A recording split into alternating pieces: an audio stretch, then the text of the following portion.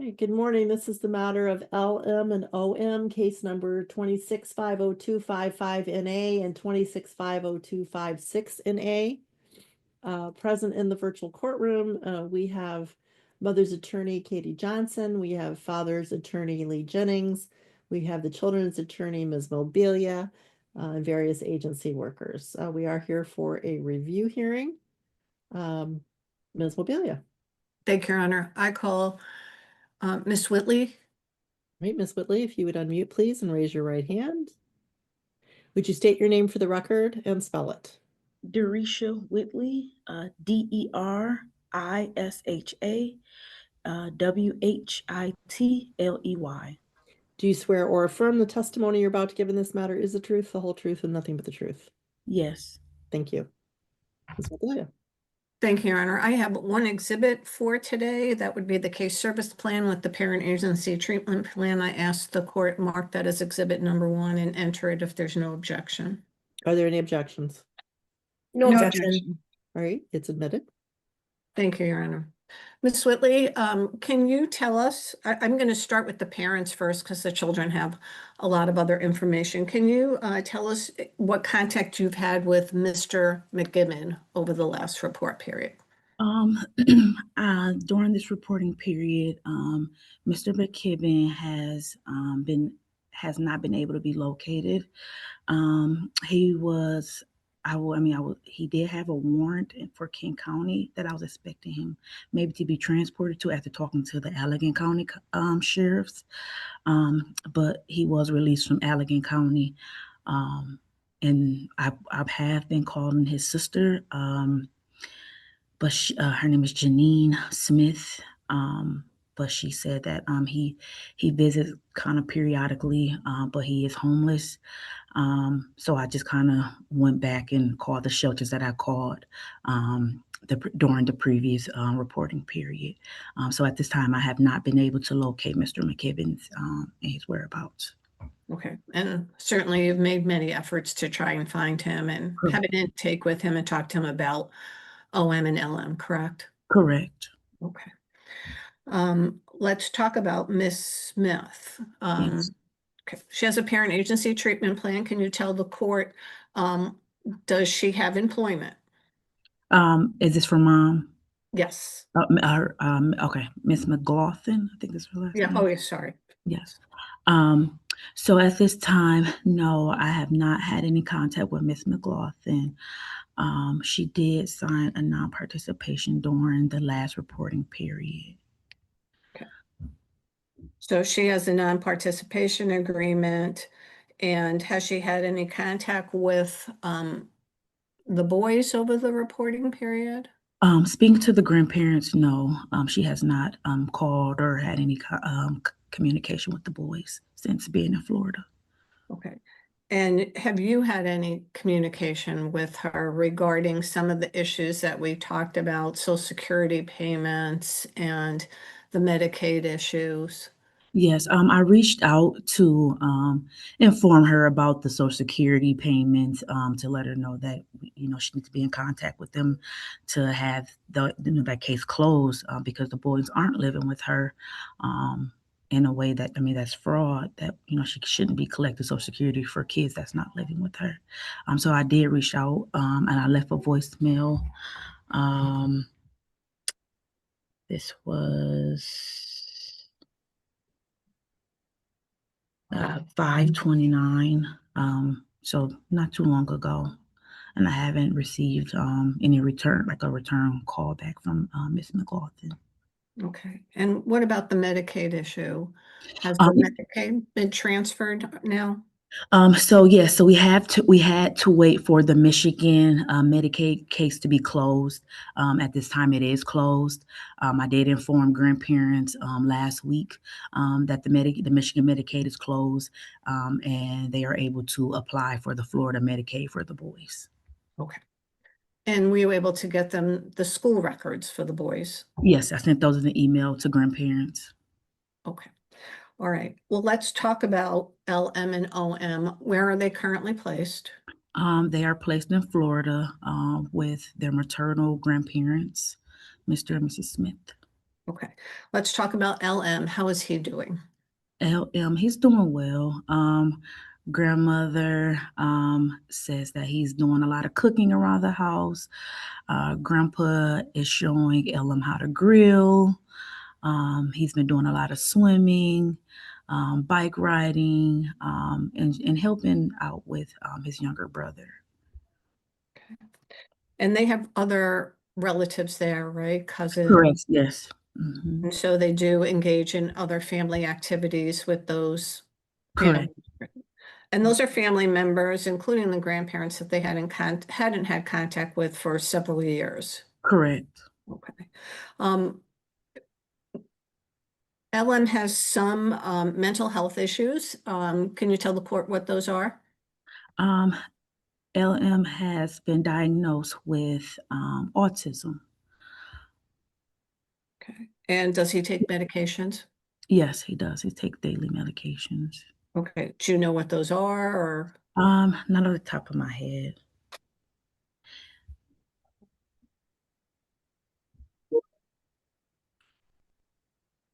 Would you like for me, do you want me to name the medications? I can. He's on several, correct? Yeah, correct. Mhm. Okay. And he is med compliant while with the grandparents. Correct, yes. And his behavior has really increased. He's done much better in the grandparents home than he was doing in foster care. Is that fair to say? Correct, yes. Okay. And the reason that the Medicaid was so important is because of the number of medications he's on and because of his diagnosis. Correct, yes. Okay.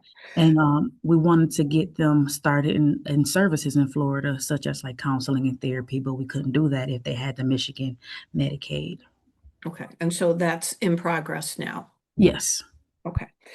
And how is OM doing? OM behaviors has been also good, according to grandparents. He hasn't had any major incidents. He's been obeying by grandparents and doing really well with discipline. He's been getting up swimming every day. He is having fun. He's burning a lot of energy. Grandparents have mentioned that they're really surprised that he's been really doing well. And he has ADHD and oppositional defiant disorders, correct? Correct. And he is now again med compliant. Yes, yes. Okay. And the hope is, and with the school records, is that they get them enrolled in school. Yes. For the fall, That might correct? be correct. Okay. And what is the goal here for this family? The goal is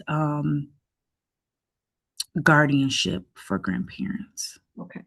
And the grandparents aren't foster parents yet. They're working on, is that correct? They are foster parents because it's any children placed in the home who are not there, so they're considered their foster parents. But are they licensed foster But parents? no, they're not licensed. Okay. And are they in the process of getting that completed? Well, right now we're focused on guardianship. You don't have to be licensed. If I'm correct, I don't think you have to be licensed to gain guardianship. But that is something I can connect with grandparents and my licensing team to talk about. And my understanding, and the court can correct me, they have to be licensed for 6. Are they going to do Michigan juvenile guardianship? That I will have to talk to my supervisor with just to kind of get a little more clarification. Okay. Because if we're doing guardianship that's funded, they have to be licensed foster parents for 6 months. Okay. And let me just interject to make it clear that at least the last order, the only order, the order of disposition from the last hearing does indicate that the permanency plan was returned. So if we want to change that goal today, and everybody's willing to waive the notice of permanency planning, we could do that, but that's where we are procedurally. I would not object. I don't know about the parents' attorneys. My client would not object. Ms. Jennings? Your Honor, I haven't had the chance to speak with my client, so I can't really take a position on that today. Okay. then it sounds like we can't change it at this hearing. We'll have to notice the next one up for permanency planning. Okay, sounds good. Thank you, Your Honor. So those things are going to be hashed out about what kind of guardianship, where's the guardianship going to take place, correct? Correct. Yes, Okay, and mom is receiving SSI for the children, correct? correct, Okay, so we are asking that those funds be diverted to the foster parents at this time correct. because they are not receiving funding at all. No, Okay, and has mom cooperated in getting that taken care of? that I don't know, but I can follow up with mom. Okay, and would it assist the grandparents if the court placed in a court order that those Social Security payments be directed to the grandparents? Yes, I can assist grandparents with getting those funds or applying for those funds. Okay. All right. Is there anything else that you think the court should know about this family? No, not at this time. All right. I don't have anything further, Your Honor. Thank you, Ms. Johnson. Thank you. I just want to follow up regarding the Social Security funds.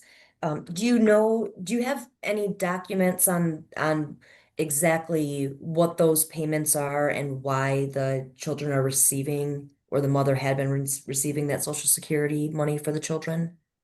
No, I don't have any documentations, but just the conversation with mom. She during the conversation, she was just expressing that she collects Social Security from the kids and someone needs to switch it into their name, kind of thing. She told me it was about 150 per child that comes on a card monthly. Okay. And do we know, has that card been given to the grandparents at this point? That I don't know. I know mom was talking about possibly mailing the card to grandmother, but that was our last conversation. Since then, I haven't been in contact with her. Okay. And that's something though that you could follow up with the mother and the grandparents to check the status of where that card is located, Correct. and then figure out if we need to change the payee or something else with Social Security. Yes. Okay. Thank you. No further questions. Ms. Jennings. Thank you. Ms. Whitley, you said you haven't had any contact with Mr. McKibben since before the adjudication, correct? Correct. At that time, I think you had conversation with him while he was in the Allegan County Jail, correct? Yes. Yes.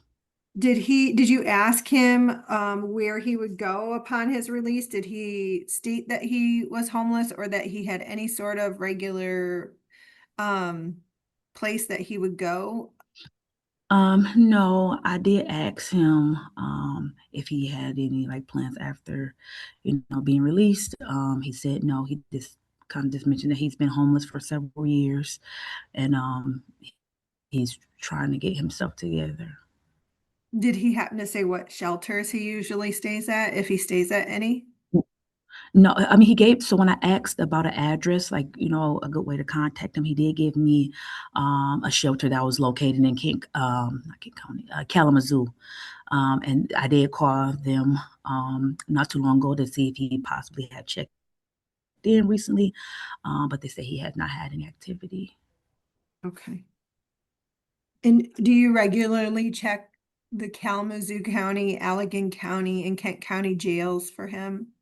I usually do the Kalamazoo County just because I'm talking to his sister Janine. She just mentioned that he's been homeless in Kalamazoo for several years. And I know she resides in Kalamazoo as well, so I kind of just look more in the Kalamazoo area. Okay. Does he have any Facebook or social media or telephone numbers? When I talked to him when he was in Allegan County, he said he did not have a cell phone number. I did find a Facebook that I tried to message, but just because we're not like friends on Facebook, I couldn't message him. But I did find a Facebook that I think that belongs to him. Okay.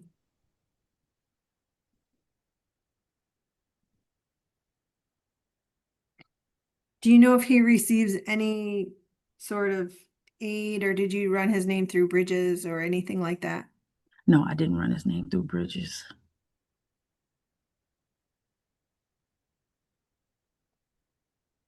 Do you know if he's supposed to be paying child support?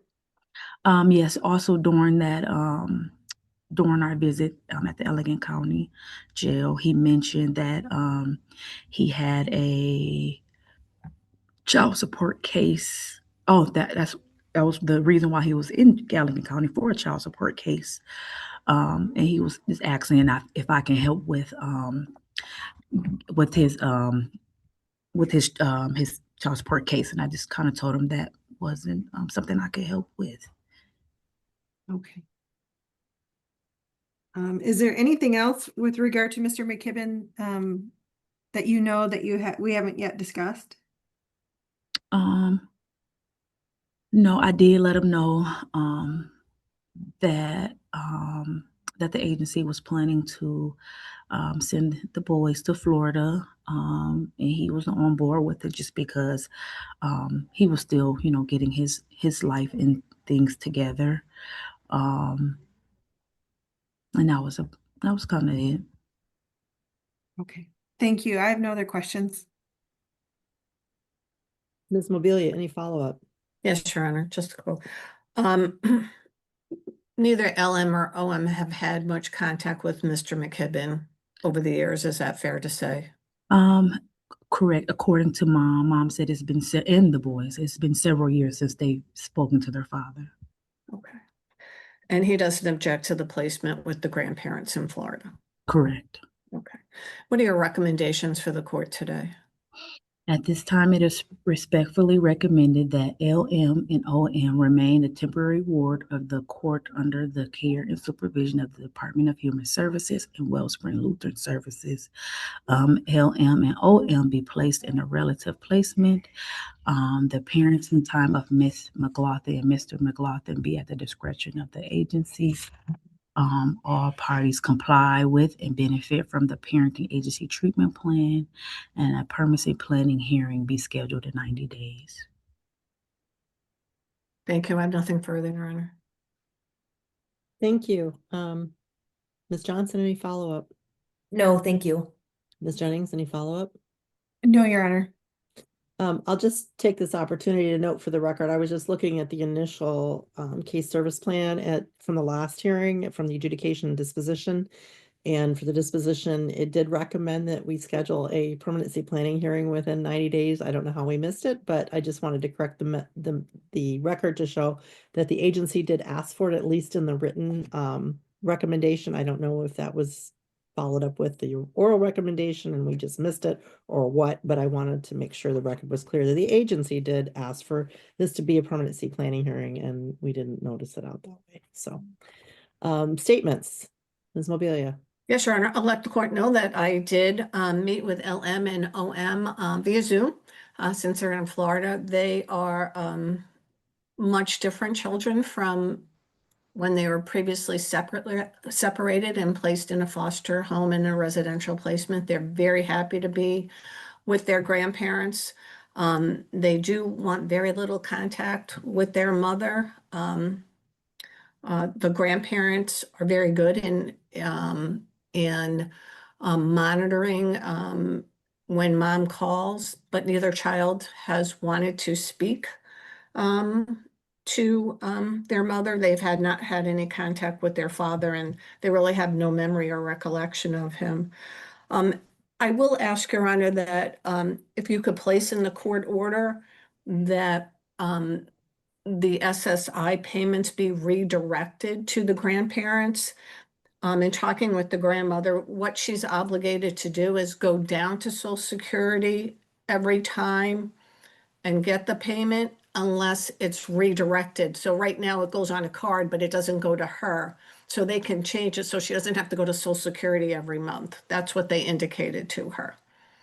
So if we get a court order, they can redirect it to her. And if mom can assist, that would be great as well.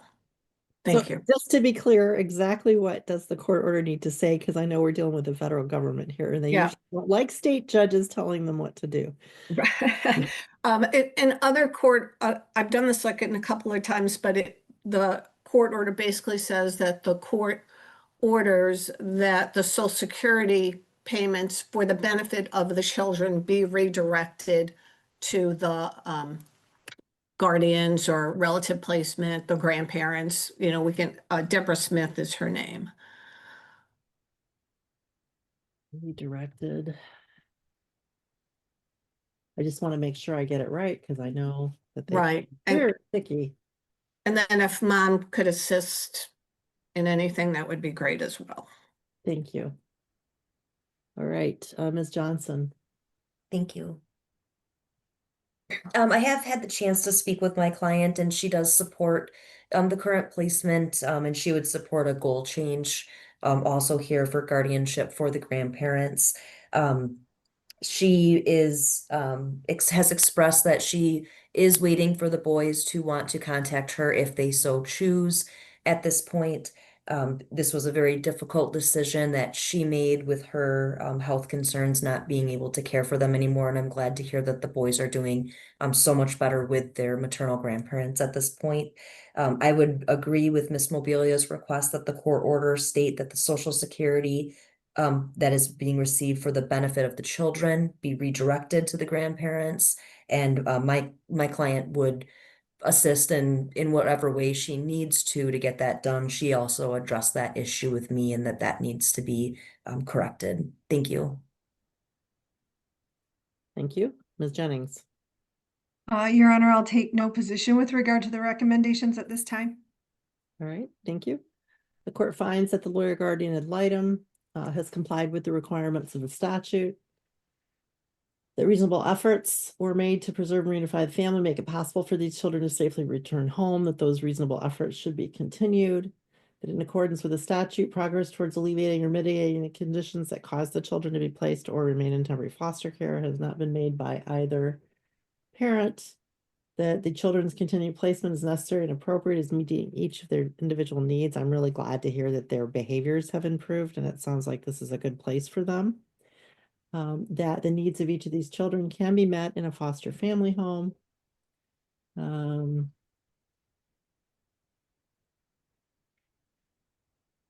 That the children are, or the siblings are in joint placement at this point, which again is very positive. Good that that's happened as well. I'm going to continue the order that parenting time with either parent, even if supervised, may be harmful to these children, given the fact that at this moment they do not wish to have contact and with mom, and that father has been out of their lives for years, and probably these kids would need some therapy or something before we tried to reintroduce those children to the father. The court orders that the children are continued in the protective and temporary custody of the court, continue placement with the Department for Care and Supervision. That the adjudicated respondents comply with and benefit from the case service plan. In addition, that they sign any necessary releases. Continue the attorneys in this matter. And Ms. Gibson, do we have a date for a PPH hearing, a permanency planning hearing? Yes, Your Honor, September 3 from 10:30 to 11:30. My son's getting married in Italy on that day. Well, we certainly can't conflict with that. Okay, we're gonna have to go considerably early, I don't like think that's a- mid-August kind I of. don't think that's a problem in this case. Okay. Yeah. How is August 20th from 9 to 10? That works for me. That works for me. I have a conflict at that time, but if needed, I can find cover. I think given the circumstances of this case, I think that would be fine. Fine for which, Your Honor? That Ms. Jennings get covered. Coverage? Okay, thank you. All right. Anything further? No, Your Honor. No, thank you. All right, we're adjourned. See you on August 20th for permanency planning hearing.